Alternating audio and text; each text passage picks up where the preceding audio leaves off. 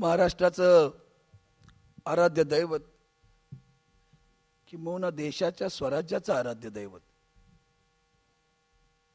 आणि सुराज्याचंही आराध्य दैवत छत्रपती शिवाजी महाराज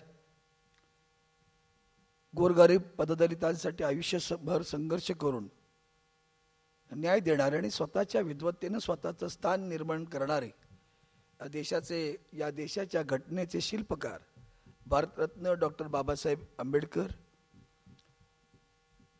तुम्हा आम्हा सर्वांमध्ये मराठीचा श्वास ध्यास ज्यांनी दिला, राष्ट्रीयत्वाचं हिंदुत्व रोमारोमात भिनवलं, ते वंदनीय हिंदू हृदय सम्राट शिवसेना प्रमुख श्रीमान बाळासाहेब ठाकरे, तुम्हा आम्हा सर्वांच्या लाडक्या मा सोमिनाथाई ठाकरे यांना भावपूर्ण आदरांजली वाहतो. आणि आजच्या या कामगार संघाच्या अधिवेशनामध्ये व्यासपीठावर उपस्थित असलेले कामगार संघाचे, लोकाधिकार समितीचे सर्व मान्यवर पदाधिकारी, प्रशासनाकडून उपस्थित असलेले पदाधिकारी, अधिकारी, उपस्थित निष्ठावंत कामगार संघाच्या बांधवांनो, भगिनी आणि मातांनो, खर तर मी आज येणार की नाही अशी मलाही शंका होती, तुम्हालाही शंका असेलच. आयुष्याचं कालचक्र कसं चालत असेल कोणास ठाऊक, पण एखादी घटना घडते आणि काळजावर असा काही आघात करते, त्यातून सांभाळताना खूप कठीण होऊन बसतं. पण आपण जेव्हा एखादं कर्तव्य स्वीकारतो, राजधर्म का पालन हो, तो राजधर्म म्हणजे काय, मनात द्वंद्व होतो खूप, मानसिक स्थिती पण तशी बरोबर नव्हती. सीईसीला पण मी तिथं गेलो आणि पटकन परत आलो. पण शेवटी म्हटलं काय संस्कार दिले या दैवतांनी आपल्याला, रडायचं नाही लढायचं हा संस्कार देणारे शिवसेना प्रमुख आदरणीय उद्धवजी.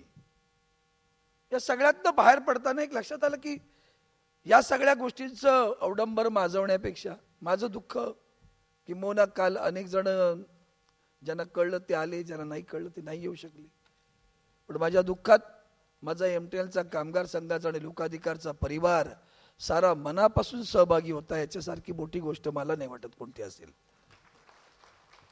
हे खूप कमी लोकांच्या नशिबात हे भाग्य असतं. आणि म्हणून राजधर्म का पालन हो या भावनेनं माझं कर्तव्य आहे. भगवान श्रीकृष्णानं सांगितलेल्या गीतेमध्ये समोर भावंड असताना सुद्धा उभं राहायला सांगितलं.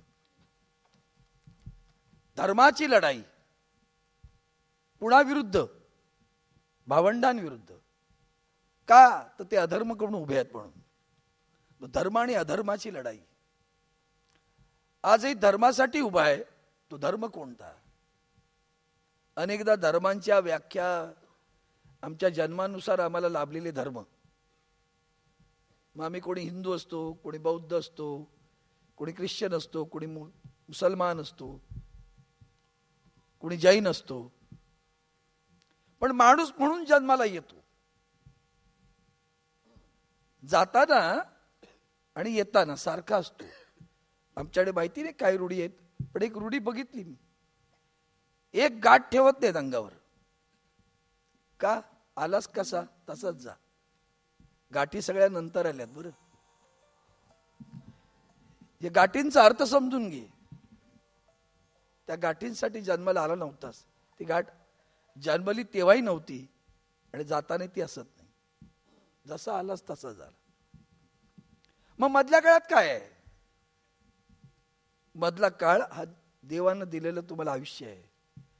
आणि मानव देह दिला तेव्हा त्या मानवाला असे काही अवयव दिले की ते जगातल्या कुठल्या प्राण्यांना, बाकीच्यांना त्यातला सगळ्यात महत्वाचा वाणी दिली. त्याला डोळे आहेत, कान आहेत, पाय आहेत.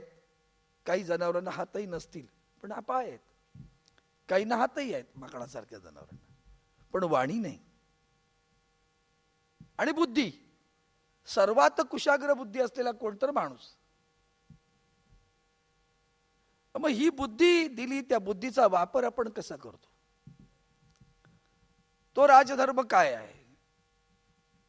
कामगार संघाच्या या अधिवेशनात उपस्थित असलेल्या सर्व जबाबदार पदाधिकाऱ्यांचा धर्म कोणता? तो धर्म कोणता हे समजलं पाहिजे पहिल्यांदा. धर्मही समजत नाही आणि मर्मही समजत नाही. धर्म समजला तर धर्म समजून मर्म समजलं तर काम करता येतं. मर्म समजलं तर कर्म करता येतं. तर धर्म आणि कर्मातलं द्वंद्व कळत नाही आपल्याला. कसले धर्म आम्ही सगळेजण घेऊन बसलेलो आहोत ना. त्या धर्मातल्या एकाही गुरूंनी सांगितलं नाही की कुणाचं वाईट चिंतावं, कुणाचं वाईट करावं. काहींनी सांगितलं आमचा धर्म एकच, दुसरा तो धर्मच नाही. हिंदू धर्माचं हे वैशिष्ट्य सगळ्यांचं अस्तित्व मान्य करतो. हे जे सांगणं आहे ना, त्याला धर्म काय ग्रंथ नाही, धर्मग्रंथ नाही त्याला. हे आचरण आहे, हे धर्माचरण आहे. शिवसेना प्रमुख छान म्हणायचे, मला देवळात घंटा बडवणारा हिंदू अभिप्रेत नाही, माझ्या राष्ट्रावर आक्रमण करणाऱ्यांना बडवणारा हिंदू मला अपेक्षित आहे. मला सुद्धा तुमच्याकडनं एकच पाहिजे आहे, मला टाइमपास करणारा पदाधिकारी नको आहे. मला महानगर टेलिफोन निगमवर आलेल्या आक्रमणाला परतवणारा कर्मचारी हवा आहे.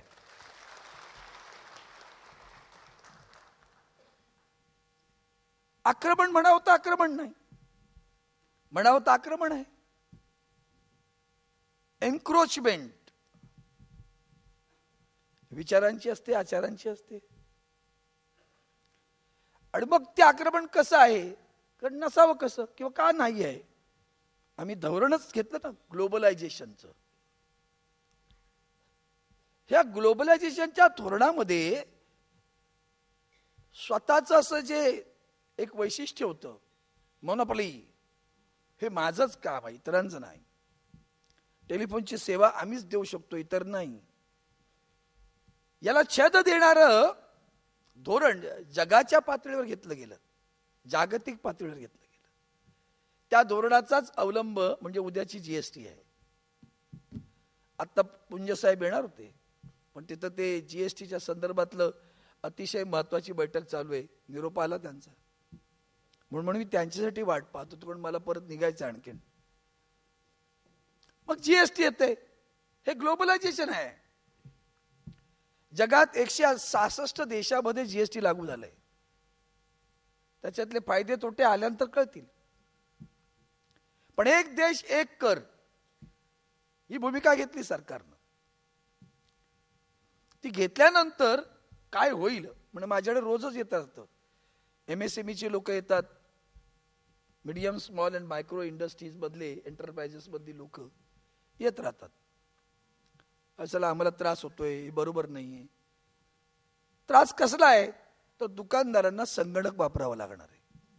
दुकानदारांना महिन्यात रिटर्न सारखं भरावं लागणार, रिपोर्ट करावं लागणार आहे. आपल्या नोकऱ्यांमध्ये सुद्धा नोकर भरती होत होती. संगणक युग जेव्हा बँकांमध्ये आणि इन्शुरन्समध्ये आलं तेव्हा असाच प्रतिकार लोकांचा झाला. तो आपणही केलेला आहे. संगणकाला विरोध करता करता संगणक घुसला घरात. तो नुसता घरात घुसला आणि तो आमच्या हातावर आला मोबाईलच्या माध्यमातून. सगळे ऍप्स आले, हे सगळे त्याच्यातून आले. आणि म्हणून आपल्याला पहिल्यांदा लक्षात घेतलं पाहिजे की माझा राजधर्म काय आहे. त्या राजधर्माचं पालन मी करतो का, असा प्रश्न प्रत्येकाने आपल्या मनाला विचारा. सरकार करतं की नाही, व्यवस्थापन करतं की नाही, ह्याला कुणी सांगू शकतं. तुम्ही काय, मी पण सांगतो, सगळेच जण सांगता. मी लोकसभेत बोलतो, आंदोलन करतो, तुम्ही अनुभवता. पण ते धोरण त्यांना घेण्याची पाळी काय येते. आज घरातून निघालो तेव्हा 2 बातम्या वाचल्या. एक बातमी वाचली एअर इंडियाच्या खाजगीकरणाची, आणि दुसरी बातमी वाचली केंद्रीय कर्मचाऱ्यांना अनेक भत्त्यांमध्ये वाढ. 7व्या वेतन आयोगाच्या जे काय होत्या बाकीच्या गोष्टी त्या आज जाहीर करून टाकल्या. दोघांचं पहा 40-50 लाख लोक त्यांना लाभ मिळणार. 1 करोडभर लोक धरू आपण. 125 कोटीच्या देशामध्ये 1.25 कोटी ते 3 कोटी लोक इन्कम टॅक्स भरतात. त्यातले नोकरदार आपल्यासारखे इन्कम टॅक्स भरणाऱ्यांची संख्या मोठी असेल. मग सरकारनं ठरवलं की सगळेजण इन्कम टॅक्सच्या अंतर्गत आले पाहिजेत. तू लिही, माझा इन्कम नाही झाला, मी टॅक्स नाही भरणार, पण लिही, तुझा धंदा काय तो लिही. त्याने मधल्या काळामध्ये त्या एका डोसेवाल्यावर धाड टाकली. मसाला डोसा, साधा डोसा देणारा, इन्कम टॅक्सने धाड टाकली. का टाकली? त्यांनी ऑब्झर्व केलं ह्याचा धंदा किती आहे. रोज 1-2 लाख रुपये घेऊन जाणारा तो इन्कम टॅक्स भरत नाही. रस्त्यावरची गाडी ना, मग त्याला भाडं द्यावं लागत नाही, त्याला वीज नाही, त्याला पाणी नाही, कुणाचा टॅक्स नाही, उत्पन्न कॅश घेऊन जात होता. दाट टाकली, त्याला करोडो रुपये इन्कम टॅक्स भरायला लावला. चांगलं वाईट दोन्ही असतं ना. सुक्याबरोबर ओलं जळतच, पण ओलं जळता कामा नये याची काळजी घेतली पाहिजे. आता आमचं ओलं जळतंय बरं. तुमचं जे काही धोरण असेल ते एमटीला आमचं ओलं आहे बरं, सुख नाही येते. आणि त्याला सुख समजून कोणी जाळण्याचा प्रयत्न करू का, आम्ही त्याला जाळून टाकल्याशिवाय राहणार नाही लोक. हे आमचं धोरण आहे. मी जेव्हा सीसीत बसलो रात्री 2 वाजेपर्यंत चर्चा करत, तेव्हा हेच सांगते. म्हणून धर्म पुन्हा पुन्हा सांगतोय, राजधर्म काय माझा. काय आम्ही करतो? शिवजयंती, आंबेडकर जयंती, सत्याच्या महापूजा आणि भांडणं. त्या सत्यनारायणच्या महापूजेमुळे एमटीएलची काय वृद्धी झाली का? आमची काही विक्री झाली का? तुम्ही त्याचा हिशोब दिलात का लोकांना? बाबा एवढे पैसे जमले. मी कधी पाहिलं नाही आंबेडकर जयंतीचा खर्च लोकांनी एवढे पैसे दिले, झालेला खर्च नाही. सत्यनारायणच्या महापूजेचा खर्च लोकांनी एवढी वर्गणी दिली नाही. का? का असे वागतो आपण? तुम्ही थेट तुम्ही वागत नसाल, जे कुणी वागतं ते. त्यात तुमचे आशीर्वाद आहेत का एवढाच विचार करा. मग तुमच्या राजधर्माचं पालन काय होतंय ते कळेल. तुमचा सहभाग काय काय याचा विचार करा, मग तुमच्या राजधर्माचं पालन करेल. त्या उगाच विभूती लावू नका. या प्रतिकूल परिस्थितीवर मात करणाऱ्या विभूती होत्या. आम्हाला अनुकूल परिस्थिती निर्माण केल्यानंतर आम्ही त्या अनुकूल परिस्थितीचा फायदा घेण्याच्या ऐवजी गैरफायदा घेतोय का याचा विचार करा. आणि नेमकं ते करत नाही आपण. आम्ही स्वयंभू वैष्णव जन तो तेणे कहिये पीड पराई जाणे रे. आपलं कर्तव्य काय? वैष्णव जन आपण. पीड पराई, पीड कोणाची? पीडा कर्मचाऱ्यांची पीडा असेल, ग्राहकांची पीडा असेल, ती दूर करणारे डॉक्टर तुम्ही, ते दूर करणारे अधिकारी सुद्धा. कसलं जाता देवानाव आणि कसले देवदेव करता. तुम्हाला कळते का इतरांची पीडा? माझा संघर्ष याच गोष्टीसाठी असतो की ज्याला दुसऱ्याची पीडा कळत नाही तो धर्माचं अधिष्ठान कितीही ठेवू द्या, त्याचा उपयोग शून्य आहे, लक्षात ठेवा. ज्याला कळतं माझं जीवन देवाने मला चांगलं ठेवलंय, त्याचा कोणाला तरी उपयोग व्हावा रे. पारशांमध्ये बरं वाईट प्रत्येकाची परिस्थिती आहे. त्यांच्या धर्मात तो देह विहिरीत टाकतात. का? तर गिधाडाला खायला मिळालं. माझ्या जीवनाच्या अंतापर्यंत माझ्या शरीराचा उपयोग वापर म्हणण्यापेक्षा इतरांना व्हावा, तो माझ्या प्राण्याला झाला तरी हरकत नाही. आज देहदान, डोळेदान असे अनेक विषय आलेले आहेत. अवयवदान, दान धर्म असा शब्द येतो. नुसतं दान म्हणत नाही, दान धर्म, तिथं पण धर्म शब्द येतो. म्हणून आजचा विषय जो आहे माझ्या दृष्टीनं की आम्ही सर्वजण इथं जे आलेलो आहोत ते आम्ही नुसत्या मागण्यांसाठी नाही आलो. आम्ही एमटेनला पुन्हा बलवान करण्यासाठी आलेलो आहे. आणि हे बलवान करताना माझा कर्मचारी काम करतो. तुम्ही आता ऐकलेलं आहे आणि तुमच्याकडनं अपेक्षा आहे, दिवस नका मोजू तुमचे रिटायरमेंटचे, जे आहेत ते जाऊन सांगा. ते तर दिवस बदल झाला एकदा अधिवेशन. आम्ही जे काही मांडू ते अतिशय गंभीरपणे मांडणार आहे. मी परवा रात्री यांना ठराव दिलेत सगळे, किती गंभीर ठराव दिलेत, ऐकल्यानंतर तुम्हाला कळेल. जे ठराव तुम्ही सुद्धा कधी यापूर्वी ऐकले नसतील, इतक्या बारकाईने दिलेत. काय माझं म्हणणं आहे, काय हेतू आहे आपला, काय माझं कर्तव्य आहे. आम्ही सोसायटीमध्ये आहोत. माझा एरिया सेक्रेटरी, आपण पहिल्यांदा एरियाचं बघूया. आता ऐकलं बरेच जण काही चांगलं काम करतात, माझ्यावर प्रेम करता व्यक्तिशः, याबद्दल मी ऋणी आहे आपला. पण नुसतं प्रेम करून होत नाही त्याला. It should not be a Platonic love. माझ्यावर प्रेम आहे म्हणून काम नाही होणार, काम करावं लागेल. मग काय करतो आम्ही? मग आम्ही प्रश्न विचारला त्या दिवशी, आमच्या एरिया लेवलवर मॅनेजमेंट बरोबर मीटिंग होतात का? तर मग एका दुसरी होते. अजेंडा आहे का माहिती नाही. कारण काय, तर व्यवस्थापनाचा अधिकारीच नाही. काही ठिकाणी जीएम 2-2 महिन्याने बदलत आहेत, काही ठिकाणी डीईंची पोस्टिंग झालेली नाही, काही प्रमोटी आले ते वेळ काढतायत.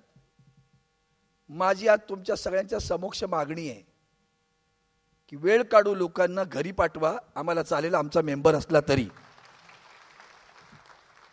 टाळ्या मोठ्याने नाही वाजणार, कारण ज्यांना वेळ काढायचे त्यांचे हातच वर आले नाहीत.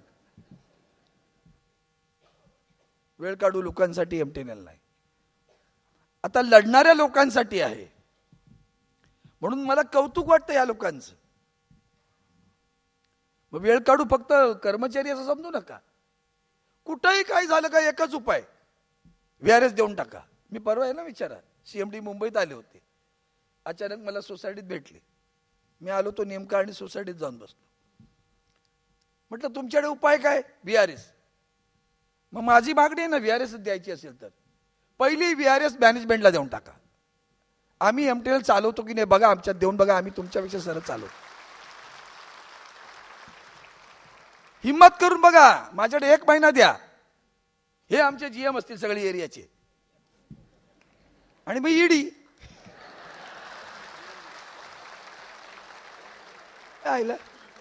जमलंच तर CMD. नाही करून दाखवलं तर माझं नाव नाही, एवढं तुम्हाला सांगतो. याच लोकांच्या विश्वासावर सांगतो, मला यांच्या ताकदीवर सांगतो.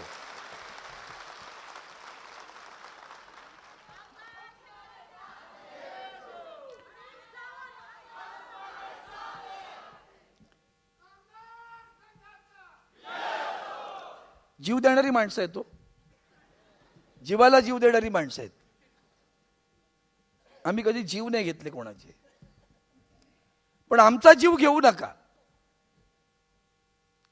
मला आजही आठवतं, केबल फॉल्ट झाल्यानंतर लोक आडवी रस्त्यावर झोपली, पाणी जाऊ नये म्हणून केबल खड्ड्यात. असला कर्मचारी मी बघितलाय माझ्याकडे. म्हणून माझं पहिल्यांदा एरिया बॉडीला खास आव्हान आहे. मग ते त्या एरिया बॉडीमध्ये असलेले AGS, त्या एरिया बॉडीमध्ये असलेले उपाध्यक्ष, त्या एरियामध्ये असणारे सगळ्यांचे मान राखा, सन्मान राखा. मला कळवलंच नाही, मला सांगितलंच नाही, मग तू इनिशिएटिव्ह घे आणि सांग, काय रे बाबा मीटिंग नाही घेत तुम्ही. मान राखला पण पाहिजे, पण काय त्याच्यासाठी वादावाद तुम्ही करायचं नाही, त्यालाही करू द्यायचं नाही. सासूबाई सारखं किल्ले एकदा हातात, माझ्या हातात किल्ले आल्या, आता दाखवते मी. अच्छा आईला काय दाखवते? कपाट उघड, काय ते बघूया. काय दाखवते? काय कुणाला दाखवते? आपल्याच लोकांना. काही लबाड लोक असतात, कलेक्टिव्हली तुम्ही त्यांना टार्गेट करा, लबाडांना. काही प्रामाणिक असतात, जे वेळेवर का नाही आला विचारला ना का त्याला टार्गेट करता. हा साला वेळेवर येत नाही विचारतो बरं का, यालाच पहिला बाहेर काढा. का बरं? आता सो मी आलो तेव्हा मी म्हटलं, का रे तुम्हाला थंब येतोय तर बरं आहे, लवकर आहे. GST थंब पण आला पाहिजे. म्हणून मी तेव्हा सांगितलं की तुम्ही तुमच्या VRS या कल्पना नका मांडू. आम्ही तुम्हाला गेले 10 वर्ष सांगतोय, 10 वर्ष बरं का, तुम्ही वाटोळं करताय, निर्णय घेत नाही. हा माझा आरोप आहे तुमच्यावर, मॅनेजमेंटवर. 10 वर्षापेक्षा कदाचित अधिक काळ मी सांगतोय. मी परवा आमच्या बैठका घेतल्या होत्या मध्यंतरी एरियाच्या, तेव्हा मी आमच्या लोकांना एक प्रश्न विचारला. त्यातले आता काही जण नसतील, मी पुन्हा सांगतो. मी विचारलं, तुमचं प्रॉडक्ट काय? सगळे एकमेकाकडे बघायला लागले. आपण कारखान्यात काम करतो की प्रॉडक्ट काय? काय प्रॉडक्ट घरचं आहे ते तिकडे आहे, इकडे काय प्रॉडक्ट नाही. तुमचं प्रॉडक्ट काय म्हणजे तुमच्या घरचं नाही विचारलं, इकडचं प्रॉडक्ट काय? एमटीएल मधलं प्रॉडक्ट काय सांगता नाही आलं साहेब. लँडलाईन हे माझं प्रॉडक्ट आहे, ब्रॉडबँड हे माझं प्रॉडक्ट आहे. ही भाषा जी आहे ना नवीन, ती भाषा पण आम्हाला कळली पाहिजे.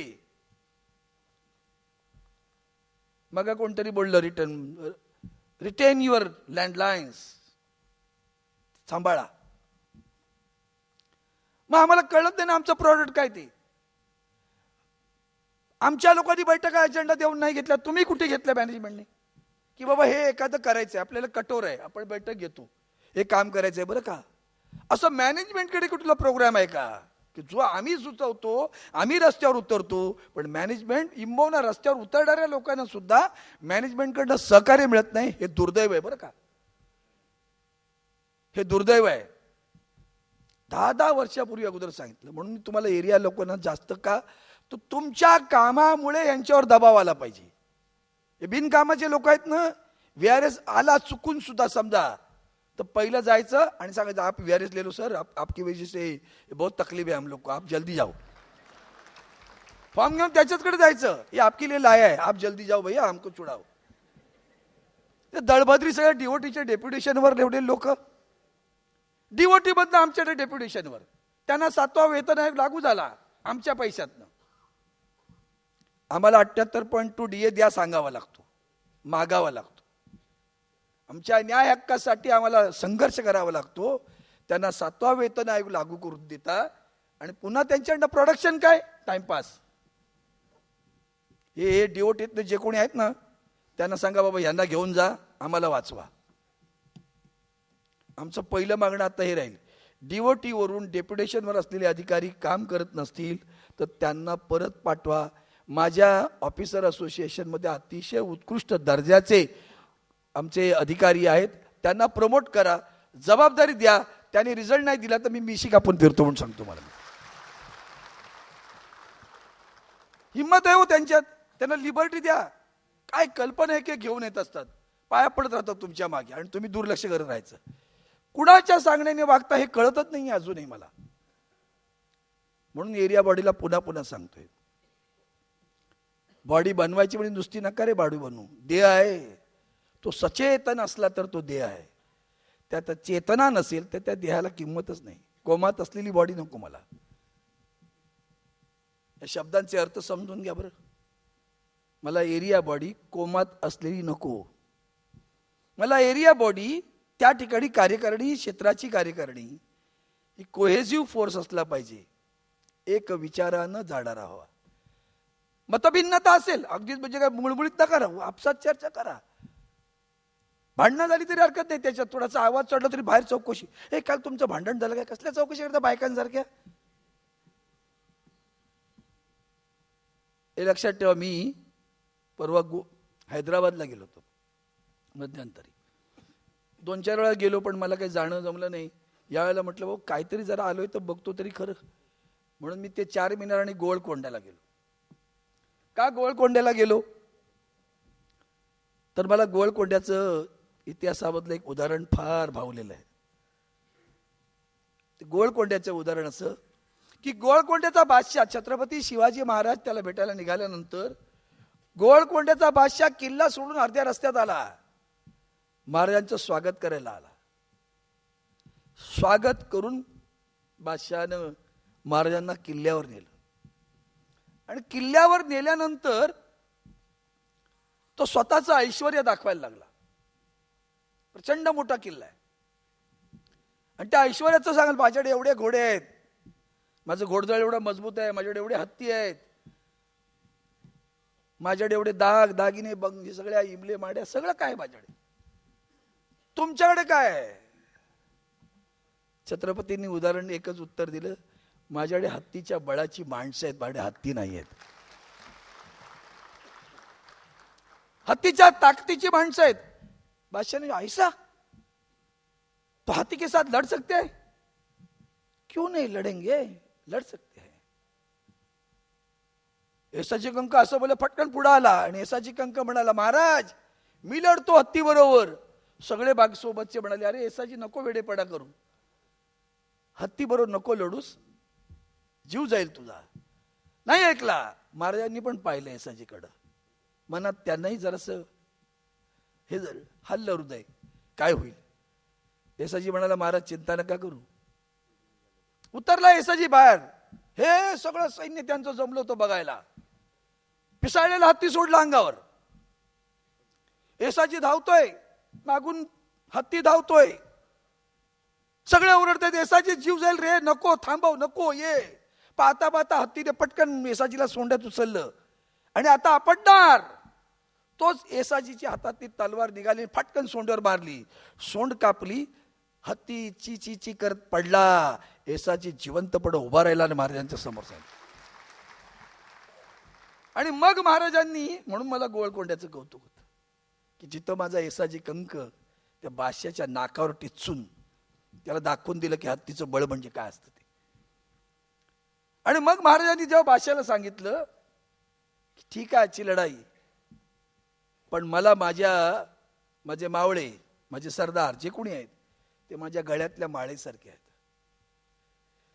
त्या माळ्यातला एक जरी मणी पडला तर त्या माळेची शोभा तर जाते, माळेची किंमतही जाते, माळ सुद्धा विद्रूप दिसते. कामगार संघाच्या माळेतील तुम्ही तन्मणी आहात बरं सगळेजण. नका असं वागू. एखादा शब्द उणापुरा गेला असेल, एखादं वर्तन झालं असेल, विसरता आलं पाहिजे. माझा माणूस आहे ना, त्याचं वर्तन विसरता आलं पाहिजे. मला येतं, मी पोटात घालत आलो म्हणून सगळे बसले तिथे. खूप जण माणूस आहे ना शेवटी. आणि म्हणून मी माझ्या सीईसीच्या बैठकीत सुद्धा बैठक सुरुवात केली तेव्हा असं बोललो की एक लक्षात घ्या की कामगार संघ मजबूत करणं आणि महानगर टेलिफोन निगम वाचवणं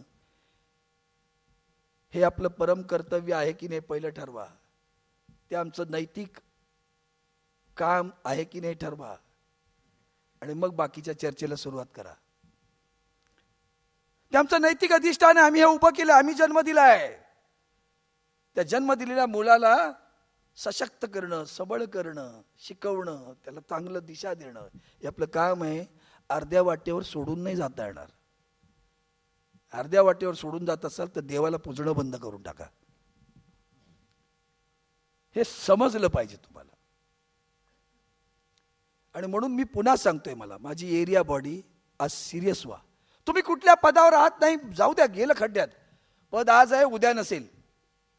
मी किती केलं, आमदार होतो, गॅप पडला, पुन्हा आमदार होतो, पुन्हा गॅप पडला, थांबलो. तेव्हाही माझ्याबद्दल अनेकांना वाईट वाटलं, दुःख वाटलं. मित्र म्हणाले, भाई काय चाललंय. म्हटलं त्यासाठी जन्माला नाही आलो. मला कुठे माहित होतं मी शिवसैनिक म्हणून कामाला सुरुवात करताना मी आमदार होणार आहे. झालो ना, एकदा नव्हे दोनदा झालो. कुठं माहित होतं दिल्लीच्या तिकडे जाणार, तख्त्यावर जाणार. हे तिथं तर असं वाटायचं सगळ्या गेलो का सगळ्यांच्या दाढ्या कुरवळायला लागायच्या. तुमचे विषय घेऊन जायचे, याला समजव त्याला समजव, त्याने ते व्यवस्थित नाही मांडलं का आणखीन जळपाट व्हायचा. ह्याला शिकवलं काय आणि बोलतो काय असं वाटायचं. आता काही नाही, येऊन तिथं पाय पडले पायऱ्यांवर आणि गेले आतमध्ये. नंतर आपलं राज्य सुरू केलं. पायरी बघू विसरून गेलो. आम्ही पायरी नाही विसरलो. 30 वर्ष त्या लोकसभेत मी सतत जात राहिलो, तुमच्यासाठी जात राहिलो. ह्याला भेट त्याला भेट त्याला भेट. या दैवत शिवसेना प्रमुखांच्या आशीर्वादाने, उद्धवजींच्या कृपा आशीर्वादानं खासदार झालो. तुमच्या सगळ्यांच्या सहकार्यानं झालो. तुम्हाला नाही अडवलं माझ्या प्रचाराच्या वेळेला. अनेक काय काय कारणं शोधली. काहींना निमित्त हवं होतं, बरं झालं जायचं नाही आता बाईच्या कामाला. पण अनेक जण असे होते त्या धारिष्ट्यानं शेवटपर्यंत येत राहिले माझ्यासोबत. काय वाईट झालं तुमचं? तुमचा भाई आज लोकसभेत गेला, अधिकारवाणीनं तुमचे प्रश्न मांडतोय, सांभाळतोय. एअर इंडियाची हालत मी अगोदरपासून सांगत होतो. आपल्यावर सुद्धा बाकडा डोळा आहेच. एक सोडून किती गिदाड आहेत. अदानी, अंबानी, टाटा, फाटा, बाटा, व्हिडिओ सगळे आहेत. तुम्ही मजबूत राहिलं पाहिजे. रिटायरमेंटचे दिवस नका मोजू. आणि म्हणून राजधर्म का पालन हो, एरिया बॉडी पुन्हा पाया पडतो आणि सांगतो राजधर्म का पालन करो. तुम्हाला तुमचं कर्तव्यच कळत. तुमचं काय झालंय, चेकअप सिस्टीम झाली आहे. मग तुम्हाला काय कळतंय, पैसे चेक आणून देता. मी विचारलं काय रे एकूण कर्मचारी संख्या किती, तो एकमेकांकडे बघतात. एरियाची कर्मचारी संख्या माहिती नाही. सभासद किती आहेत ना, 90%. मान्य आहे. मग 90% सभासद आहेत, 60% मतदान का होतं. तुमच्या भयापोटी आहेत, प्रेमापोटी आहेत, की त्यांच्या स्वार्थापोटी आपले सभासद आहेत. अरे वा, या पोलीस साहेब आले.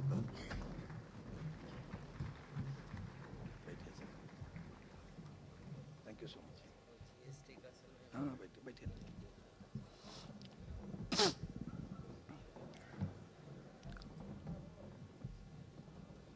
माननीय पोलीस साहेबांचं आपण सगळ्यांनी जोरदार टाळ्यांच्या गजरात स्वागत करावं.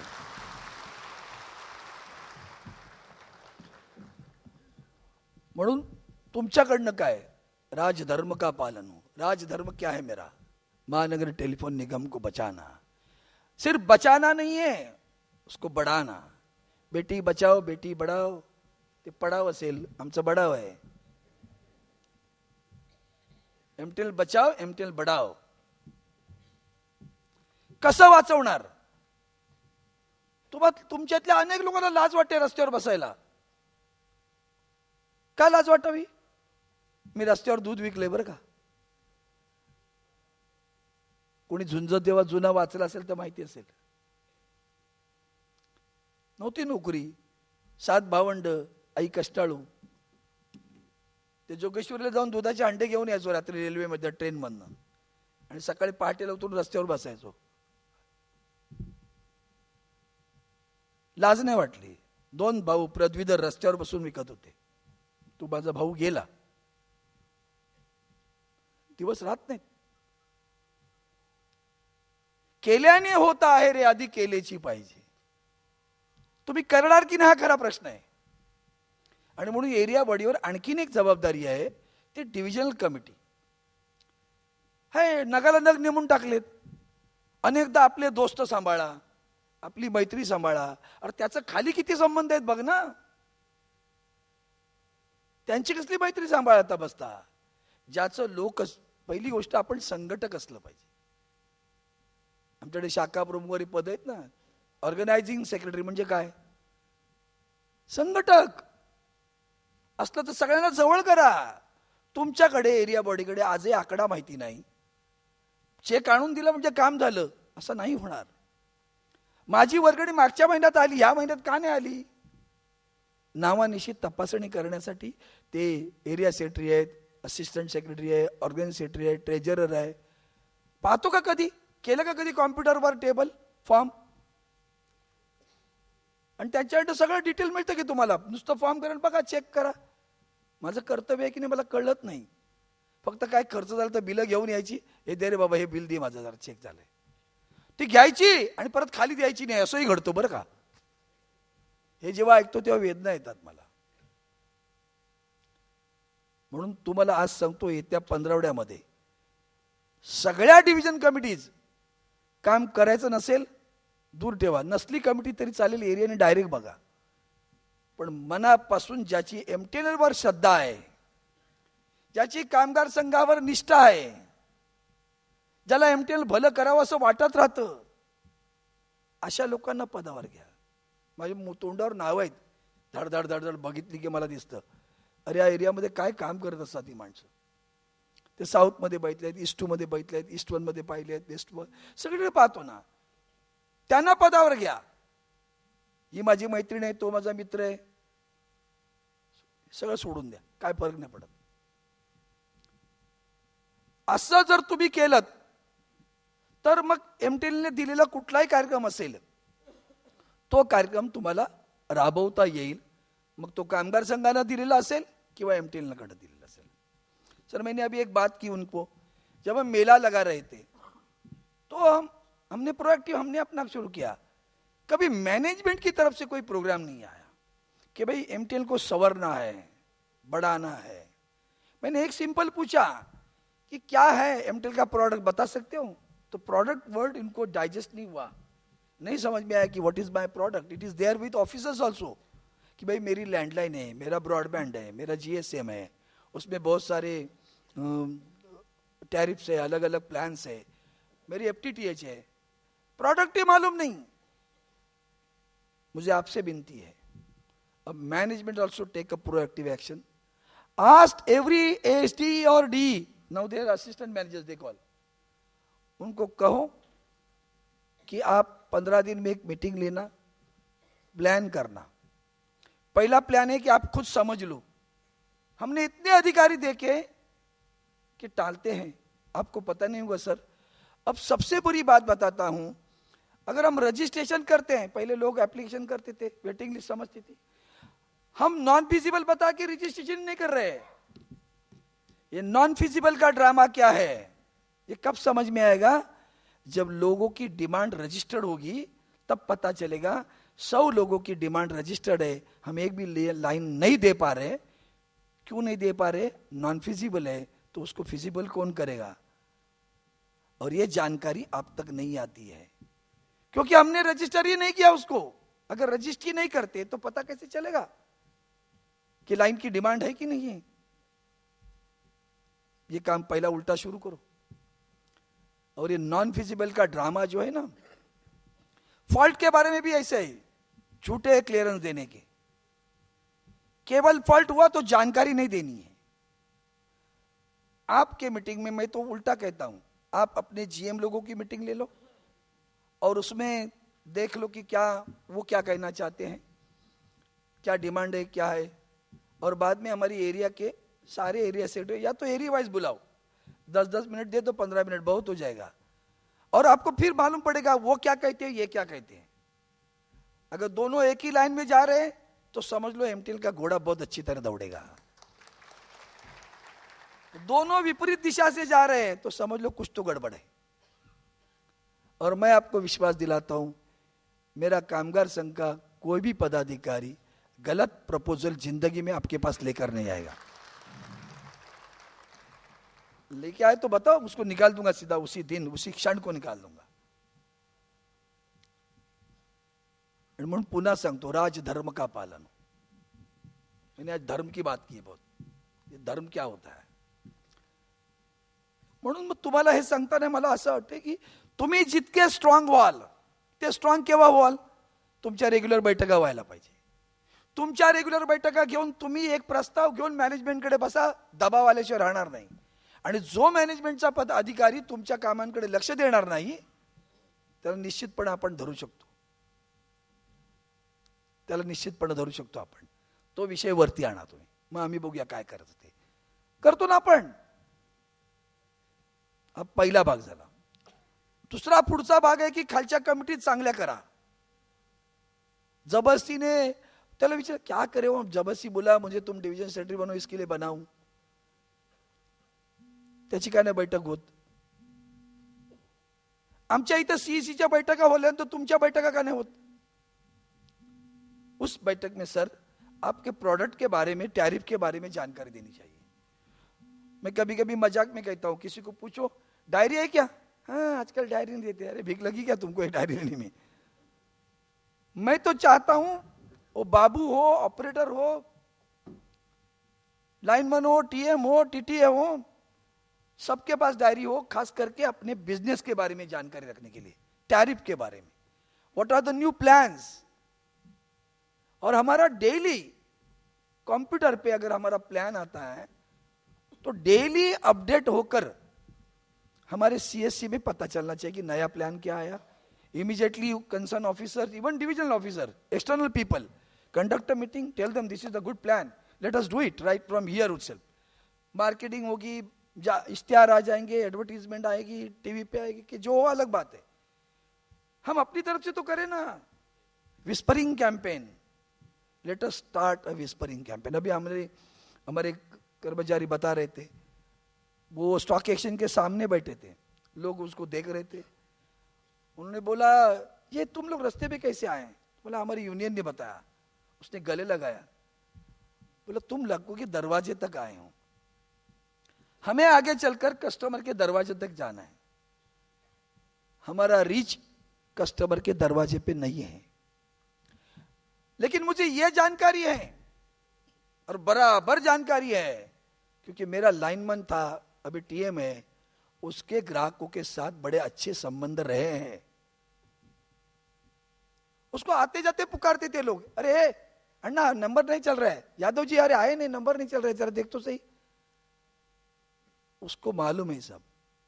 हम चाहते कि एक पत्रक निकाले, कामगार संघ तरफ से निकालेंगे, हम आपकी तरफ से भी निकालो कि दिस इज द न्यू प्लान।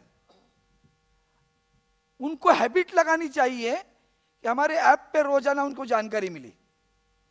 मुझे तो उल्टा लगता है कि मेरे मोबाइल पर प्राइवेट कंपनी फोन करती है और बताती है ये फलाना नंबर फ्री हुआ है, आपको चाहिए क्या? हमने कभी एमटेल से नहीं देखा मेरे फलाना नंबर पर एमटेल का ये नंबर फ्री हुआ है, आपको चाहिए क्या?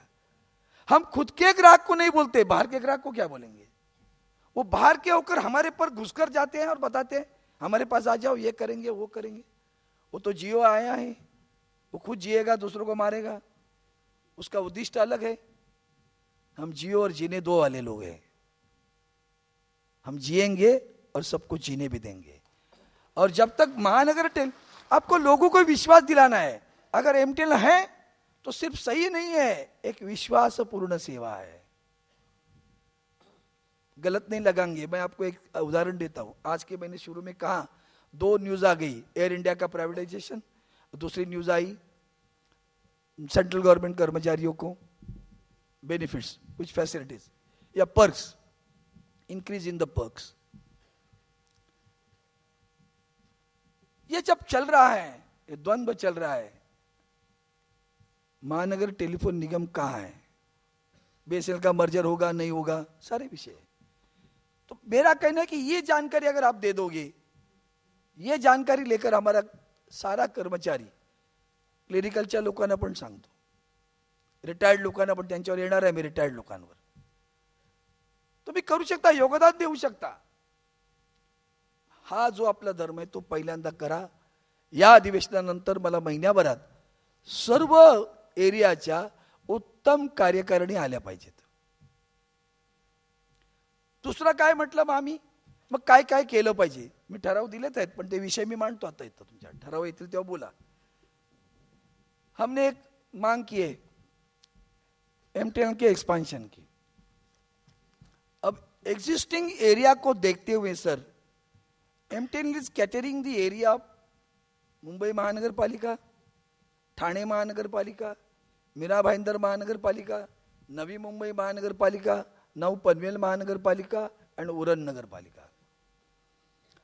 हमारा नया एयरपोर्ट आ रहा है पनवेल पे, हमारी ट्रांस हार्बर लिंक जा रही है, हमारा कोस्टल रोड बढ़ रहा है।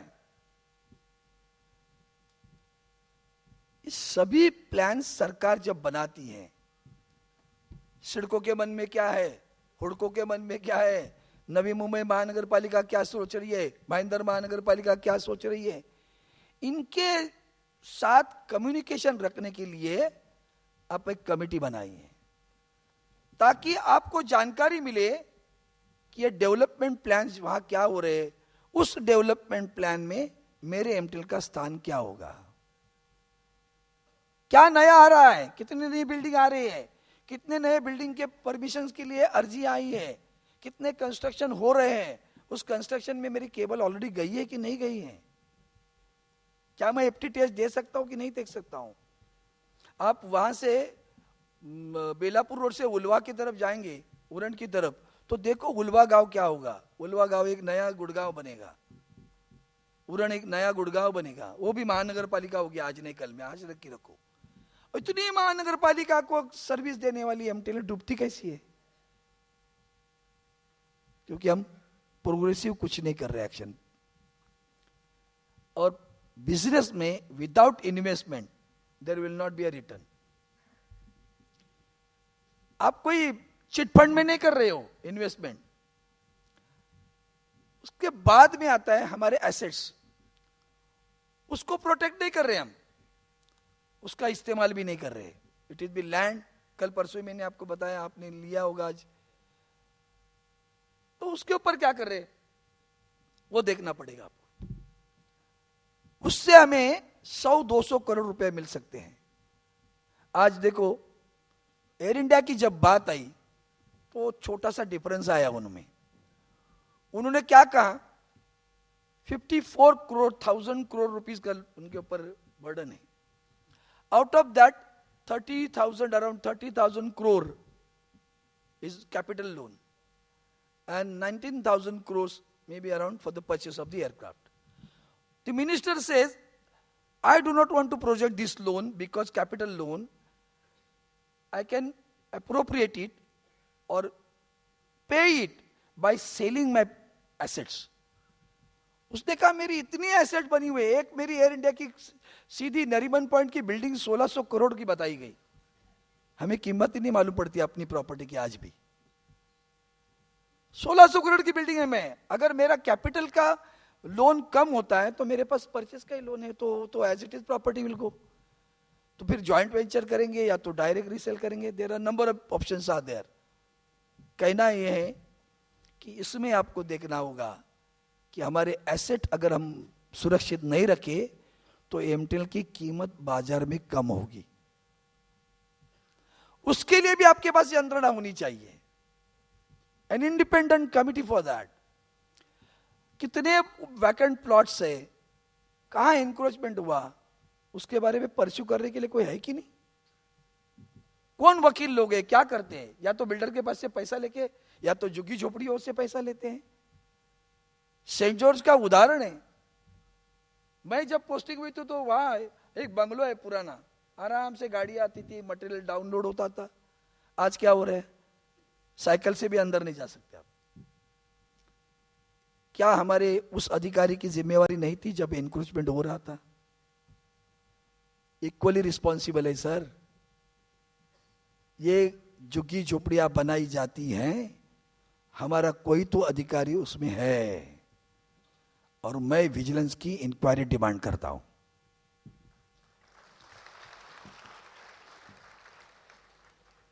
अगर वो नहीं था तो उसने जब भी झुग्गी झोपड़ी बनी तो क्या महानगर पालिका को कंप्लेंट की?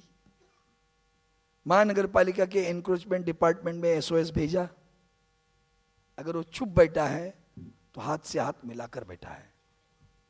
Fix the responsibility on this people, then only they will realise what is their responsibility. एक दो को फिक्स करोगे तब पता चलेगा। और ये विकास में जितना भी विकास हो रहा है, सबका साथ सबका विकास, हमारा भी साथ होना चाहिए।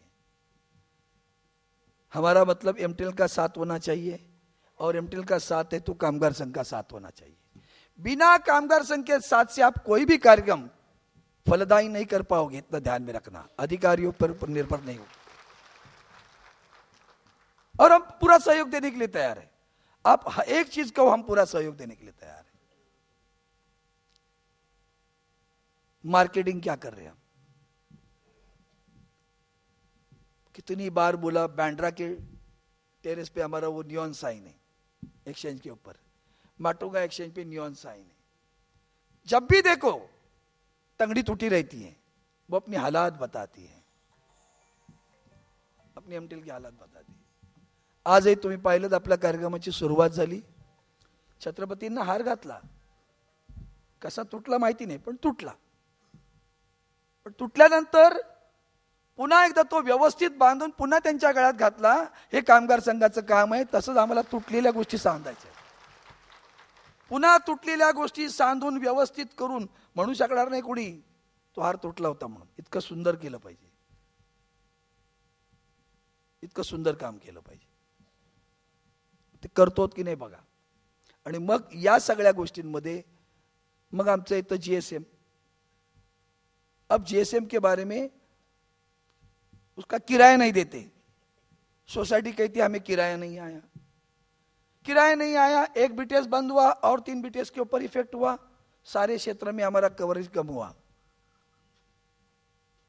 मैंने तो कितनी बार बीच में भी आपके एब्सेंस में मीटिंग ली थी, मैंने बताया था उनको, कुछ सुधार नहीं दिख रहा है मुझे। अब वो एक ही एक्सक्यूज लेते हैं कि हम 2G से 3G कर रहे हैं, उसमें जरा काम हो रहा है। इतने गवार इंजीनियर बेटे हैं कि जो 2-2 महीना एक ही काम कर रहे हैं, 2G to 3G, तो 4G क्या करेंगे? Japan has gone to 7G, हम तो 4G भी नहीं है।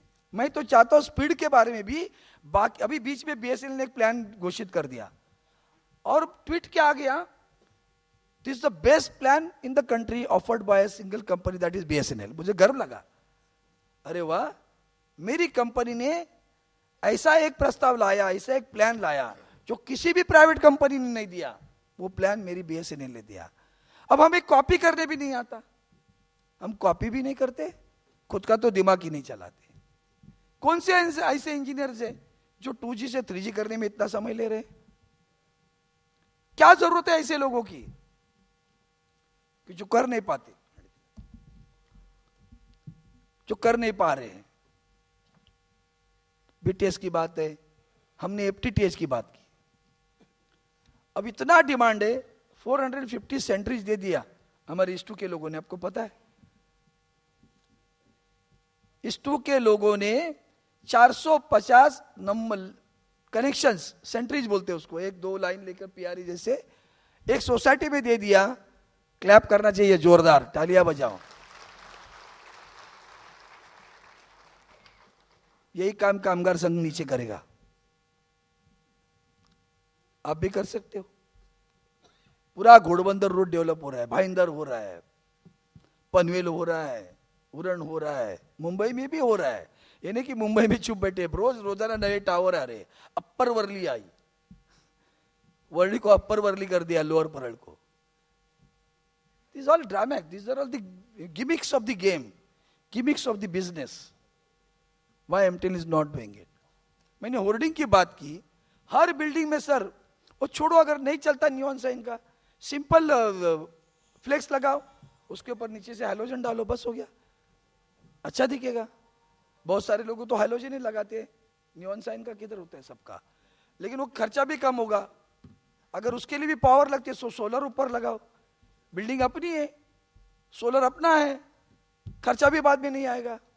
हो सके तो और लोगों को भी एडवर्टाइजमेंट के लिए जगह दे दो अपना, अगर बेयर कर सकती है बिल्डिंग तो। There also you can earn money. एक एक बिल्डिंग से 5-5, 10-10 लाख रुपया सालाना आराम से 10-20 लाख रुपया मिलेंगे। 100 बिल्डिंग से 220 करोड़ रुपया आ जाएंगे, पता ही नहीं चलेगा आपको कितना पैसा कहां से आया। तो ये छोटी छोटी चीजें हैं जो इंपैक्ट करती है। जितने होर्डिंग ज्यादा लगाओगे उतने लगाओ, ताकि MTEL हर जगह दिखना चाहिए। कल विवो ने जन्म लिया और पूरे मार्केट में विवो के दुकान दिखते हैं, सोनी की दुकान दिखते हैं। MTEL कहां है? QCS में बैठे टाइम पास करने वाले लोग। क्यों हमारी मैन पावर हम वेस्ट कर रहे हैं? It is not they are responsible, हम भी उतने ही रिस्पॉन्सिबल है मैनेजमेंट। जब हमें पता चल रहा है कि उसमें हमें कुछ भी पैसा नहीं मिल रहा है, 10-10, 15 लोग बैठे हैं, उनको भी कुछ नहीं लगता। जब हमारे लोग रास्ते पे जाके मेला लेते हैं तो CSC के कितने लोग आते हैं? काढा जरा हिशोब, QCS चे किती लोक तुमच्या मेळ्यामध्ये येतात, कारण त्यांना अधिक माहिती असते ना डे टू डे अफेअर्सची, काय टॅरिफ आलं, प्लॅन आलं. Are they joining you? If they don't join, they are most irresponsible people I can say. वहां भी काम नहीं है, 10-12 लोग बैठे हुए हैं। कितना पैसा खर्चा होता है सर? पगार उनकी तनख्वाह कितनी है, बिजली की खपत कितनी है? वही जगह आप किराए पे दे दो बैंकों को, हमें किराए भी मिलेगा। और CSC में बैठे हुए लोगों को और जगह कहीं भी लगाओ, आप मार्केट में छोटी छोटी दुकान ले लो किराए पे, वही किराया उधर डाइवर्ट करो, यहां कमाओ वहां खर्चा करो, थोड़ा उल्टा उसमें भी पैसा मिलेगा ज्यादा। या उनको 5-6 लाख रुपए आपको किराए का आ गया, समझो मंथ के लिए 10 लाख आ गया, आपके 4-5 लाख खर्चे हो जाएंगे, 5 लोग यहाँ भी बचेंगे और धंधा भी बढ़ेगा, धंधा भी बढ़ेगा। उनको आने के बाद इमीडिएटली दुकान कैसे मिलते हैं? विवो को दुकान कैसे मिले, हमें क्यों नहीं मिलते? What our marketing is doing. हमने वो वर्ली में क्या बनाया,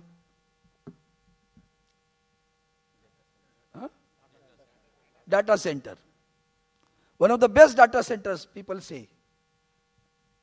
वो वहां बैठे रहते, उनको मैंने पूछा आप जाते हो क्या लोगों के पास? हम नहीं जाते। तो तुम क्या यहाँ घड़ी टालियां बजाते बैठते हो? जाओ ना लोगों के पास।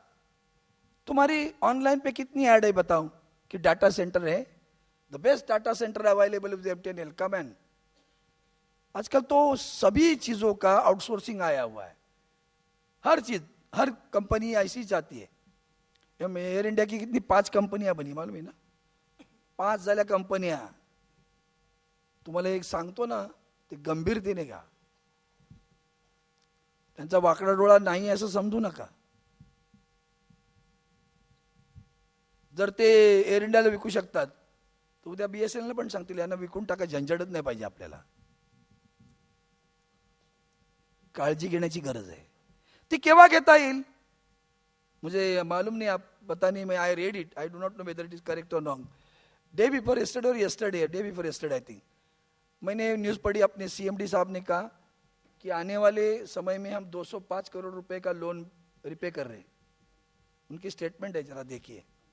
205 कोटी रुपयाचं कर्ज आम्ही परतफेड करू। मी देवाकडे प्रार्थना करतो तुम्हाला शक्ती देऊ द्या आणि असंच कर्ज परत फेडण्याचे पैसे येत जाऊ द्या। हे जर पैसे यायला लागलेत करायला पाहिजे। मग जीएसएम मध्ये एक्सक्लूसिव मीटिंग, एक दिन सर आप एक विषय को लेकर एक्सक्लूसिव मीटिंग ले लो, एक ऑनलाइन सेवा चालू करो जल्दी जल्दी, जाके एडवर्टाइजमेंट के लिए हम मोबाइल चालू करते हैं तो धन करके अमेजोन आ जाता है, कोई भी घुसता है। ट्विटर, अपने ट्विटर अकाउंट ज्यादा चालू होना चाहिए, अपना फेसबुक पे जाना चाहिए। एमटीएनएल लॉन्चेस, आणि तुम्हाला सांगतो मी बऱ्याच काही ट्वीट करतो पण मी कधी तुम्हाला सांगितलं नाही, लाईक करा अनलाईक करा, तुम्हाला सवय झाली पाहिजे। आणि जे काही ट्वीट रिट्वीट करा, if not possible just retweet it, Facebook करा, लाईक करा, लोकांना फॉरवर्ड करा, ते करता आलं पाहिजे तुम्हाला। ये social media should be use for our advertisement. आजकल रेलवे मिनिस्टर रोजाना लिखता है हमने ये किया, हमने वो किया, आज उसको मैंने डांटा है बहुत, कितने लोग मरे, मेरे ट्वीट देखो आज।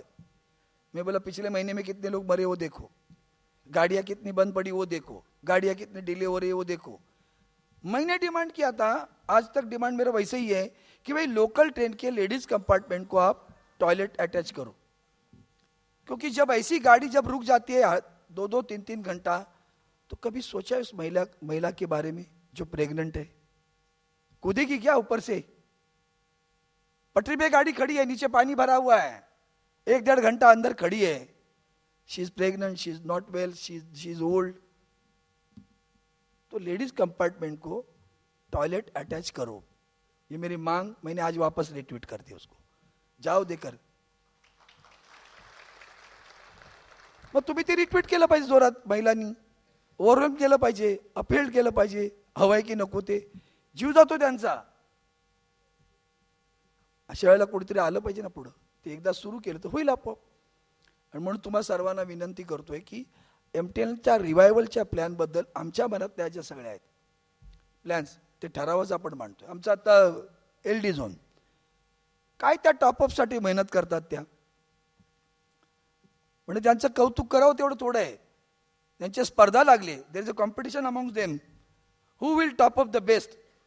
लाखों रुपए का वो लोग टॉप अप कर रहे हैं, एमटीएल की तिजोरी में पैसे भर रहे हैं, तिजोरी बढ़ा रहे हैं।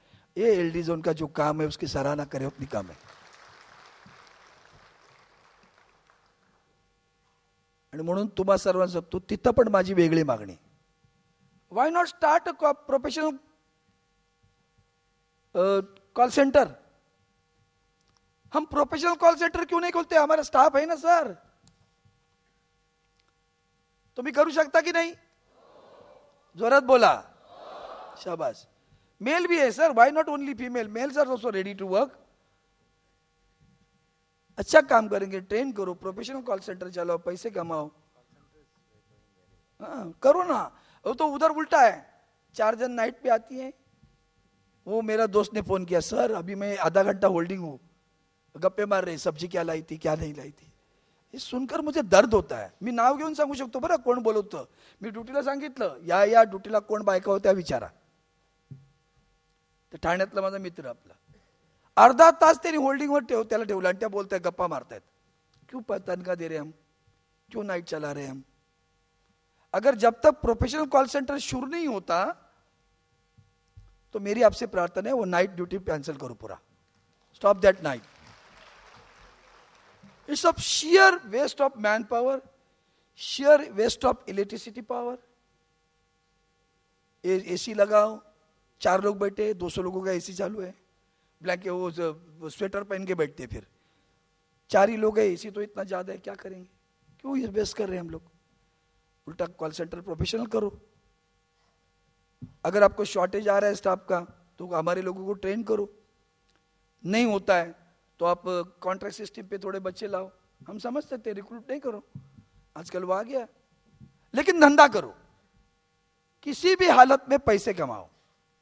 You have to earn money and not by just pushing it, by giving a wonderful service out of it. We will earn money by giving a wonderful service which will be upheld by everybody. आणि या सगळ्याला विनम्रता ती तुमच्यात असू द्या, ती आली पाहिजे.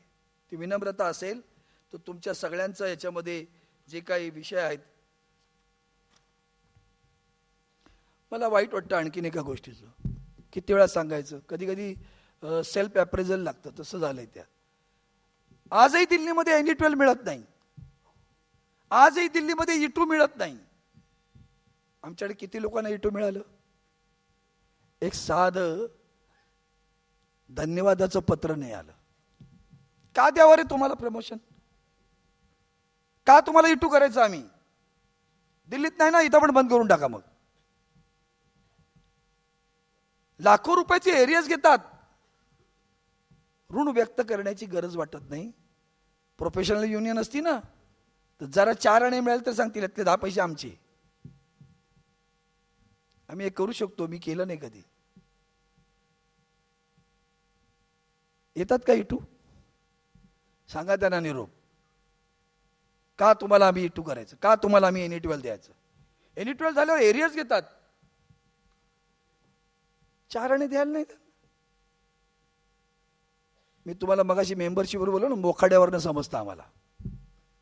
त्याच्यात 2 गोष्टी दिसतात, एक तर तुमचा अप्रोच आणि connect, how much you are connected to the lower staff. आणि दुसरं दिसतं, जर तो देत नसेल तर तुमच्या आणि त्यांच्यामध्ये प्रेमाचे संबंध नाहीत किंवा विश्वास नाही. माझे पैसे पोचतील का असा विश्वास नाही. बडबडलाय ना भाई, आणा, आमच्या घरात दिले का. दैवताला स्मरून शकतो, काय मला देवाने अशी टीम दिली, एकही माणूस त्या पैशाचा लोभी राहिला नाही. याच्यासारखी आनंदाची आणि स्वाभिमानाची गोष्ट नाही. म्हणून आम्ही पुढे चाललोय, म्हणून आम्ही जाणीव ट्रस्ट उभं करतोय. त्या ट्रस्टमधनं आता शाळा उभी करतोय. करणार म्हणजे करणारच, आणि गोरगरिबांसाठी आंतरराष्ट्रीय दर्जाचं शिक्षण देणार. हायफाय पेक्षा माझ्या मनातलं एक आहे, माझा गरीब माणसाला काय फी मागता तो. बापरे, तुम्ही श्रीमंत जात म्हणा, तुम्ही सगळे हायफाय, गरीबांचं काय, क्या फी मांग रहे बच्चों के लिए. 5-5 हम स्कूल खोलना चाहते हैं सर, हमारी यूनियन की तरफ से जो, या तो आप हमें जगह दे दो.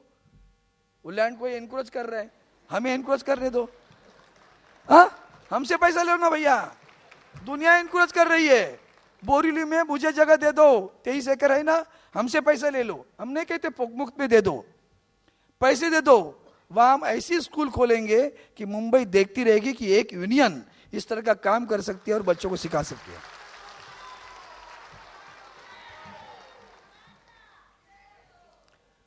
हे करणार. मी जोपर्यंत आहे तोपर्यंत उभं केल्याशिवाय जाणार नाही, लक्षात ठेवा. करणार. म्हणून जाणीव ट्रस्ट, त्याचं नाव आपण जाणीव दिलं. जाणीव का, सगळ्याच गोष्टींची जाणीव असली पाहिजे. आणि जाणीवेतून जे उभं राहील ते नेणीव असेल आमचं. आणि म्हणून तुम्हाला सर्वांनाही सांगतोय की ह्या सगळ्यामध्ये तुम्ही आलं पाहिजे. मी आणखीन एक विचार केला, मध्यंतरी युनियनचे पदाधिकारी रिटायर्ड झालेले असे वाह्यात वागताना बघतो मी. स्वार्थाने एवढे आंधळे. कुणा मागे लागता? भोंदू बाबांच्या मागे. हजार हजार रुपये वर्गणी काढली म्हणे. काढली ना? काय अण्णा दिलेस का तू? नाही ना. हा इमानदार आहे, हा इमानदार आहे.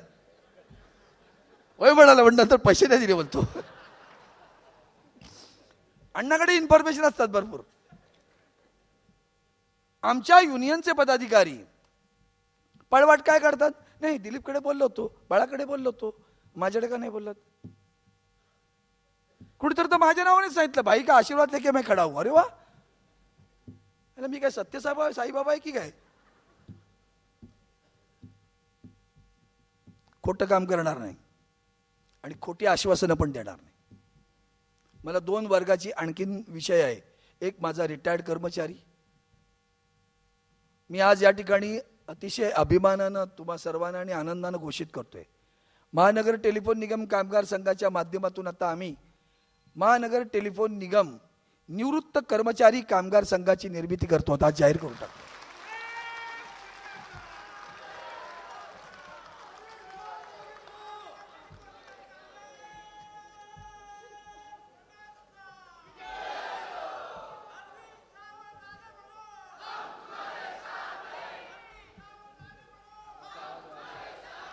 आज एमटीएनएलला इकडे जास्त रिटायर्ड होणार आहेत वाटतं लोक.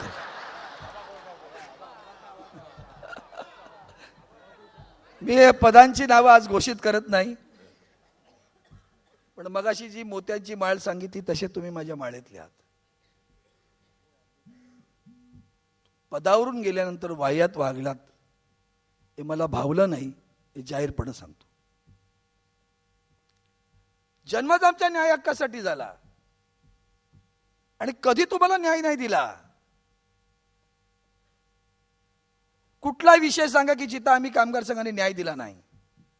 तुमची मागणी अन्यायकारक असेल तर होणार नाही. न्यायाची मागणी आहे, ती केल्याशिवाय थांबत नाही आम्ही आणि ती करत राहणार. याच्यामध्ये 2 गोष्टी आहेत, एक स्वार्थ आणि परमार्थ आहे. स्वार्थ माझा हा आहे की माझा निवृत्त कर्मचारी सुद्धा या कामात राहिला तर त्याचं आरोग्य सगळ्यात चांगलं राहील, हा माझा स्वार्थ आहे. आणि परमार्थ आहे की त्याला न्याय मिळायला पाहिजे. देवळामध्ये सेवेकरी असतात बघा. अनेक मंदिरांमध्ये गजानन महाराजांच्या मंदिरात गेले की सेवेकरी दिसतात. काय मिळेल म्हणून जात नाहीत, सेवा करायची संधी मिळाली म्हणून जातात. स्वतःहून सांगतात मला सेवा करायची, झाडू मारायची, पत्रावळी उचलायची आहे, जेवण वाढायचे, भांडी घासायची आहेत, मंदिराचा परिसर साफ करायचा आहे. सेवा परमो धर्मा. पुन्हा धर्म आला. सेवा करण्याची संधी मिळते. ज्यांना एमटेलची आता मजबूत करण्याची जबाबदारी दिली आहे त्यांना जाणीव ट्रस्टचं काम करता येणार नाही, फुल वेळ देता येणार नाही. मग काही निवृत्त आहेत त्यांनी या, त्यांना काम सांगू, बाबा इकडे जा, तिकडे जा, परवानगीसाठी जा, इकडे काय करायचं ते करता येईल, इन्व्हॉल्व करता येईल. मोकड्याची मुलं दत्तक घेऊन पाहता येईल, जा फेरीचे पैसे देऊ आम्ही तुम्हाला, तुम्ही वर्गणी काढा मात्र. हां, नाही तर म्हणाले हे बरं आहे त्यांच्यात पैसे आम्ही नाचू. हां, निवृत्त कर्मचारी कामगार संघाची वार्षिक वर्गणी साधारण 500 रुपये ठेवा. लोकांनी 1000 घेतले, ते लुटायला घेतले असतील. वार्षिक वर्गणी 500 भरा. काय पैसे नाही दिले ना का किंमत शून्य. 500 रुपये भरा. अण्णा पुढाकार घे. जाहीर करू? हा जाहीर करतो. या निवृत्त कर्मचारी याचा अध्यक्ष करतो दांडाला मी.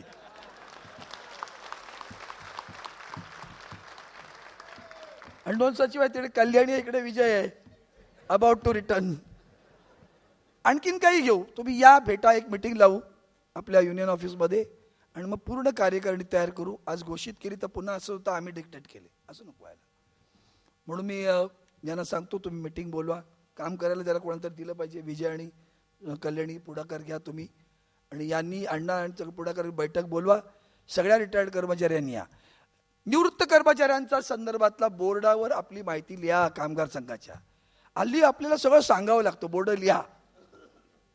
मग विचारलं लिहायला नाही, लिहिलं नाही, नाही तो आला नाही ना त्याचं, तू का नाही लिहिला, मला नाही जमत. इतकी पळवाटच काढत असतात सगळीकडे. तुमचा उपयोग एमटेलला पण होणार. मैं तो कहता हूँ sir, some of the officials are so good, they are expert in cable joints. अभी हमारे पास ऐसे हुआ है कि पावर रूम ने हमें लोगों को रखा जो टीएम एक्सटर्नल में काम कर सकता है. Think of deployment, think of a deployment, let them use over there. Jointer है, टीएम है, हमने टीटीए बनाए. अब 4 बैच जा रही है. मैंने आपको एक मैसेज किया था, क्यों बनाए टीटीए? सिर्फ प्रमोशन के लिए? एफटीटीएचं काम टीटीएने करावं ही अपेक्षा होती. आमच्याकडे लोक कशासाठी आली आहे? टीटीए होईपर्यंत गप्पा. टीटीए झाल्याबरोबर तिथे सुद्धा ऋण व्यक्त करायला कोणी नाही आलं बरं का. पहिल्या बॅच मधले 15-20 लोक आले बस. हे जे कनेक्ट तुटतंय ना, ही कशी माणसं आहे ती? का तुम्हाला प्रमोशन द्यायचं? का आम्ही तुमच्यासाठी भांडायचं? का युनियनच्या कार्यालयात येऊन सांगत नाहीत? ज्या ज्या झोनमध्ये जे जे टीटीए झालेत त्यांची पोस्टिंग मला विचारल्याशिवाय करायची नाही, मी जाहीरपणे सांगतो. आता टाळ्या कमी असतील. तर मला विचारल्याशिवाय पोस्टिंग नाही म्हटलं तर मी येले ठार. मैं टीटीए बन गया, अभिनंदन. क्या चाहते हो? कुछ नहीं, वो पोस्टिंग जरा लंबी आई है, वो जरा अभी तो 2 साल है रिटायरमेंट के लिए. अच्छा ठीक है, क्या करोगे? नहीं उधर प्राइवेट वायर में डालो ना. अरे टीटीए बना ना तू, प्राइवेट वायर मध्ये टीटीए. टीटीएचे पैसे पाहिजेत, टीटीएचा पगार हवा आहे, टीटीए मुळे रिटायरमेंट बेनिफिट पाहिजेत. आज जाहिर सभा बोल रहा हूं सर, मैं जब एमटीएन को संवरने की बात करता हूं तो इनके पास से काम करा के लो. अगर नहीं कहना चाहते revert them, let them go. काय गरज नहीं. समझ लो इसका इशारा. Revert they. We don't want to work for a TTA as a FTTH. जाओ भैया, आप जो टीएम बने थे वही अच्छा है. You are not suppose to be. आज इशारा कळेल त्यांना. हे बदमाशी करण्यासाठी नाही रे, टाइमपास करण्यासाठी. हे जे सगळं चाललंय ना ते त्यासाठी आहे. आणि म्हणून तुम्हा सर्वांच्या समक्ष मी आजही जो आलोय तो एवढ्यासाठीच आलो की सगळं बाजूला सारून माझं एमटीएनएल चांगलं व्हावं, मजबूत व्हावं. आणि त्याची दखल सरकारला घ्यावी लागली पाहिजे. कदाचित दिल्ली काय करेल मला माहिती नाही, पण सरकारला सांगावं लागेल कि हाँ पिछले साल एमटीएल इतने करोड़ रुपए घाटे में था, इस साल एमटीएल ने 500 करोड़ रुपया घाटा तोड़कर प्रॉफिट कमाया है. जो सारे प्रस्ताव हमने आपके पास दिए हैं सर, हम चाहते हैं कि उस सारे प्रस्ताव पे आप गंभीरता से विचार करो. आणि म्हणून महिला कल्याण समिती, सोसायटी, ते बादशाह नका हो सगळेजण. सोसायटीत पण येत नाही, तिकडे आता सोसायटीत गेलो, तिकडेही नाही आणि इकडेही नाही. महिला कल्याण समिती तिकडेही नाही आणि इकडेही नाही. तुमच्याला अशी तुम्हाला काय मजा मारायला पद्धत दिलीत काही? आम्ही जेव्हा लोकप्रतिनिधी होतो ना तेव्हा आपण राजे होत नाही, लक्षात ठेवा. आपण सेवक होतो. आणि तुम्ही मगाशी गजानन महाराजांच्या दरबारातले सेवक सांगते ना, तुम्ही असे विशेष लोक की ज्यांना विशेष सेवा करण्याचे अधिकार दिले. त्या विशेष सेवा करा. सोसायटीतल्या पदात निवडून आलो आपण, ते निवडून आल्यानंतर ज्यांनी तुम्हाला निवडून दिलं त्यांचा आणि तुमचा काय संपर्क आहे? आहे कामगार संघ पुन्हा निवडून द्यायला दुसरी माणसं? कॉन्ट्रॅक्टर आम्ही, तुम्हाला निवडून देऊन बसायचं, बसले का तिकडे गेले. निर्णय मला काही असेल कुशल तर विचारतात, नाही असं नाही, पण तुमचा आणि खालच्यांचा पण संबंध पाहिजे ना. म्हणून एरिया बॉडीने लक्षात ठेवायचं. तुम्ही सोसायटीच्या पदाधिकाऱ्यांना इन्फॉर्म करत जा. जर सोसायटीचा पदाधिकारी तुमच्या बॉडीवरच असेल, आनंद आहे, नसेल तर त्याला विशेष सांगा की बाबा उद्या बैठक आहे, तू ये, नव्यानं काय चाललंय सोसायटीत सांग. आणि ते आपोआप खाली अगदी डिव्हिजन पर्यंत गेलं पाहिजे. महिला कल्याण समिती. कल्याण तुला फोन केलाय ना, आता वैतीला तू पण जा. अरे वा, तू एवढी भाषा झाली. त्या पदांचा मान राखा. तुम्ही म्हणजे तुम्हीच फोन केला पाहिजे. तुमच्यासाठी खाली कनेक्ट नाही परत. तिथं बाकीच्यांना पण सांगतो महिलांना, तुम्हाला नाही वाटत आपण महिला कल्याण समितीचा मेंबर व्हावं, त्याने तुमच्या पाठी लागावं? कशासाठी पाठी लागायचं? साऱ्या जणी महिला कल्याण समितीचा सभासद व्हा. काहीतरी कल्याणाचा विषय आहे तो, नुसता पिकनिकचा विषय नाही आहे, नुसता दिवाळीच्या फनफेअर घेण्याचा विषय नाही आहे. आरोग्यापासून सुरक्षेपर्यंत महिला कल्याण समिती प्रभावीपणे काम करू शकते. तुमची सुद्धा मासिक बैठक व्हायला हवी. महिन्यातून एकदा काय आहे, काय उपक्रम घेऊ शकतो. तुम्ही सुद्धा महिन्यातून एकदा बैठक घेताना, एक बैठक ठाण्याला घेतली, दुसरी बैठक गोरेगावला घेतली, तिसरी बैठक एलडीला घेतली, त्या प्रभादेला घेतली. तुमचे 3 मेन सेंटर्स आहेत. आपोआप तिथल्या महिलांना कळेल की तुमची आज बैठक आहे, तिथे काय झालं. तिथे मग सगळ्या महिलांना घेऊन बोला. Communication department without communication, communication व्हायला पाहिजे. तुमच्याकडे त्यांचं कम्युनिकेशन असलं पाहिजे. आणि प्रत्येक communication ultimately should benefit MTNL.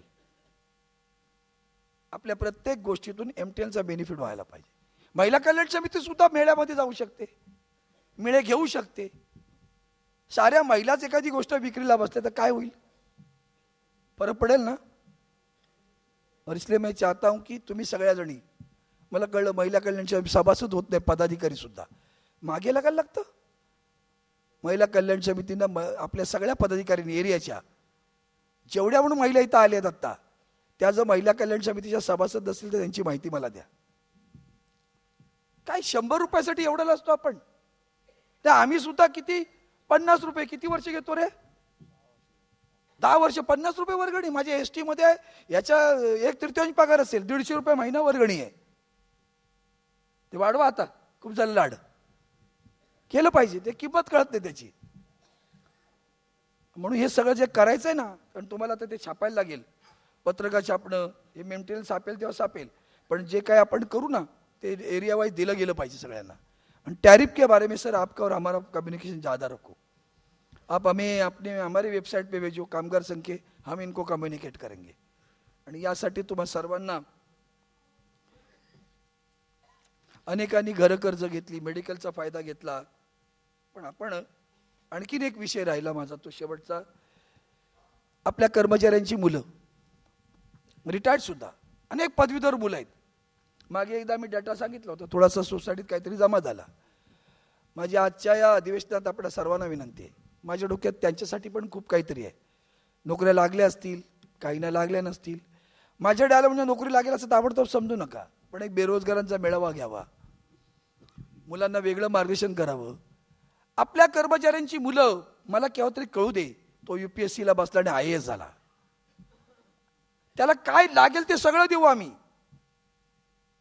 पण जी अशी हुशार मुलं आहेत, ज्यांची मुलं पदवीधर झाली, कुठल्याही विद्यापीठातून झाली असली तरी चालतील, रिटायर्ड कर्मचाऱ्यांची मुलं सुद्धा, त्यांनी ताबडतोब कोणतं सर्टिफिकेट पाहिजे आपलं? कन्व्होकेशन. कन्व्होकेशनच्या सर्टिफिकेटसह युनियनचं ऑफिस किंवा सोसायटीचं ऑफिस, जे तुम्हाला शक्य असेल तिथे ताबडतोब द्या. त्यांचं arts science commerce graduate, engineers in different faculties, IITला कोण बसतं का, आणखीन काही स्पेशलायझेशन केलं, कोणी संगीतात मोठा झाला आहे, कोणी नाटकामध्ये पुढे गेला आहे, कोणी चित्रपटसृष्टीत आहे. जिथे जिथे आपला मुलगा पारंगत आहे ते कळवा.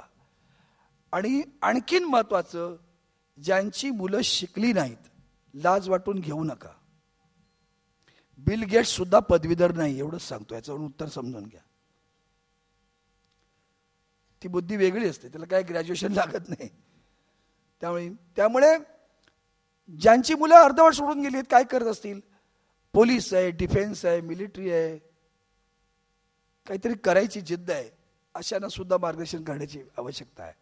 आणि त्या दृष्टीनं कामगार संघ जाणीव म्हणूनच तोही एक उपक्रम घ्यायच्या तयारीत आहे. आणि एखादा आपण प्रभादेत घेऊ मेळावा पाहिजे तर. आणि म्हणून तुम्हा सर्वांना शुभेच्छा देताना एकच सांगतो, पुंसाब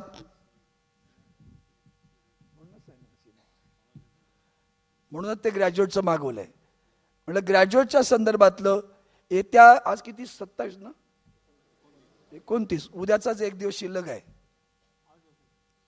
उद्याचा एक दिवस म्हणजे आज जमेल तर आज, उद्याच्या दिवसात जेवढे म्हणून तुमच्याकडे आहे ते पाठवून द्या आम्हाला ताबडतोब. आणि ते नंतरही पाठवत राहाच, पण उद्याच्या दिवसात जितकं जास्त करता येईल. आज गेल्या गेल्या आपल्या जेवढे कोण मित्र आहेत, परिवार आहे, शेजारी पाजारी आहेत, नातेवाईक आहेत, त्यांची मुलं ग्रॅज्युएट आहेत, MTL मध्ये नसली तरी त्यांची माहिती द्या. आणि ती MTL मध्ये आहेत त्यांचा आपण वेगळा विचार करू, त्या इतरांचा वेगळा विचार करू. पुन्हा एकदा या अधिवेशनाला मी जो उपस्थित राहिलो तो एका वेगळ्या भावनेनं राजधर्म म्हणून राहिलो. आणि आता अपेक्षा अशी करतो पुंसाहेब, हम चाहते हैं, एक सज्जन आदमी है लेकिन डायनेमिसिटी ले लो, आप में है अंदर वो ऊर्जा जबान भी नहीं आती क्योंकि आपका नेचर नहीं है डिक्टेटर टाइप. थोड़ा सा करना पड़ेगा आपको. हो सके तो एरिया वाइज मीटिंग ले लो और कुछ चीजें जो इमीडिएट कर सकते हैं हम वो इमीडिएटली इतने प्रभावशाली करो ताकि पता चले कि कल अधिवेशन हुआ और आज इंप्लीमेंटेशन स्टार्ट हुआ. ये काम अपने को करना है. आणि म्हणून तुम्हा सर्वांना शुभेच्छा देताना ज्या काही सूचना मार्गदर्शन केलेलं आहे त्याचा वापर करा. आणि जितके संकट मी आहे इथे, हा विंचू आहे त्या पिंडीवर, काळजी करायची गरज नाही. पण मी आहे म्हणजे निष्काळजी पण राहता कामा नये. स्वतःचं आरोग्य स्वतःला सांभाळायला लागतं, तसं MTLचं आरोग्य आपल्याला सांभाळायला लागणार आहे. आणि ते सांभाळण्याचं काम आपण करा.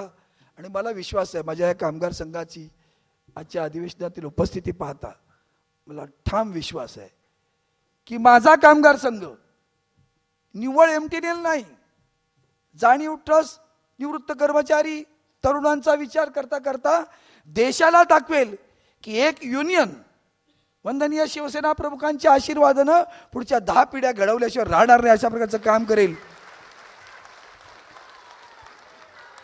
ते काम करण्यासाठी तुम्ही मला आशीर्वाद द्या, सहकार्य द्या, ऊर्जा द्या अशी आपणा सर्वांना प्रार्थना करतो आणि आपणा सर्वांची रजा घेतो. जय हिंद, जय महाराष्ट्र, वंदे मातरम.